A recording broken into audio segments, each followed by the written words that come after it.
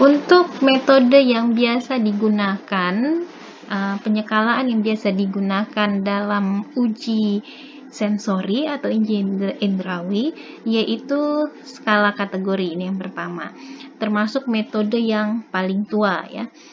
Di skala kategori ini termasuk dalam kategori skala interval.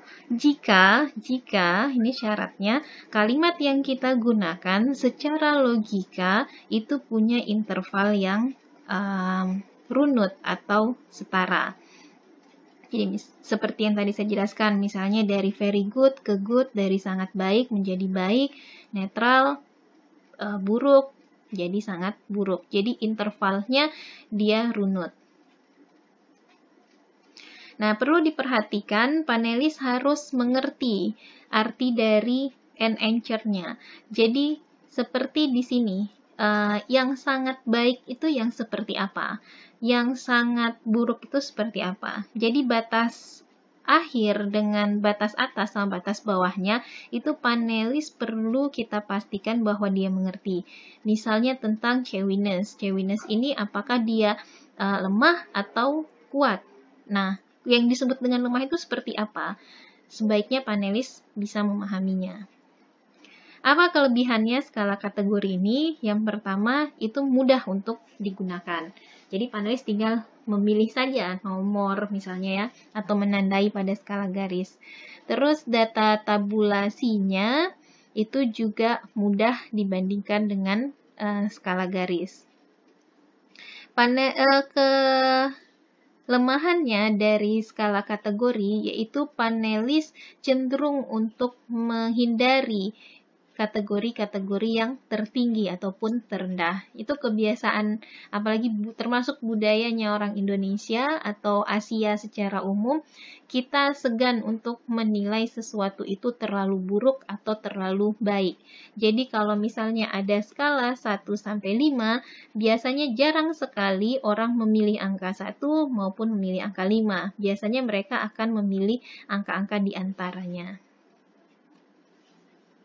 Nah, yang kedua adalah skala garis. Skala garis ini juga termasuk dalam skala interval ya. Di sini panelis, respon dari panelis itu dicatat berdasarkan jarak dari satu batas ke tempat yang diberi tanda oleh panelis. Di sini si panelis mendapatkan pilihan yang kelihatannya lebih kontinu dan tanpa diberi batasan oleh kalimat atau kata-kata. Seperti misalnya ini. Jadi sweetness, tingkat kemanisan, diberi 1-10.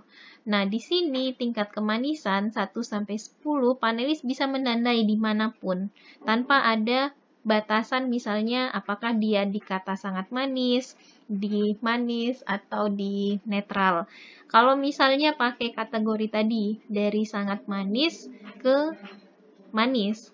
Nah, sebenarnya dia mau di antaranya, dia di atas manis tapi di bawahnya sangat manis. Cuman kan tidak ada pilihannya. Jadinya mereka lebih dibatasi kalau pakai skala kategori. Sedangkan kalau pakai skala garis, mereka bisa mengekspresikan dimanapun yang menurut mereka disitulah letak tingkat kemanisannya. Jadi apa yang dilakukan oleh panelis, misalnya saya mengisi sebagai panelis, saya cicipi makanan, terus saya ditanya tingkat kemanisan. Nomor 1 misalnya sangat tidak manis, nomor 10 sangat manis. Menurut saya dia cukup manis, tidak terlalu sampai sangat sekali, maka saya tulisnya di sini. Nah, nanti yang dihitung adalah berapa jarak dari batas awal ke yang kita beri tanda.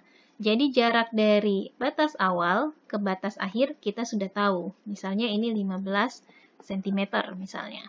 Nah, terus jarak ke sini itu misalnya di sini 10 cm.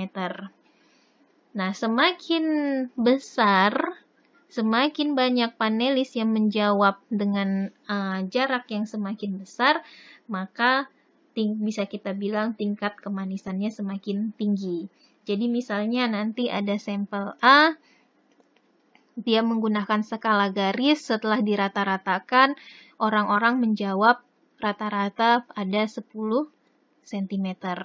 Sedangkan sampel B, itu rata-rata orang menjawab hanya 5 cm. Maka bisa dibilang A ini lebih manis daripada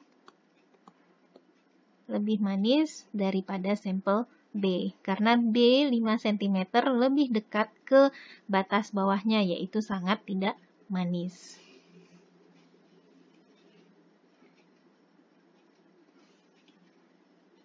Apa keunggulannya? Keunggulannya yaitu panelis bisa memilih, lebih bisa mengekspresikan apa yang dia rasakan tanpa dibatasi oleh kata-kata. Namun kelemahannya, ini kita pekerjaan sebagai si penelitinya jadi lebih banyak, yaitu kalau tadi dengan gampang kita tulis saja di skala kategori, entah dia 3, 4, langsung ada angkanya. Kalau ini harus kita ukur dulu dengan penggaris.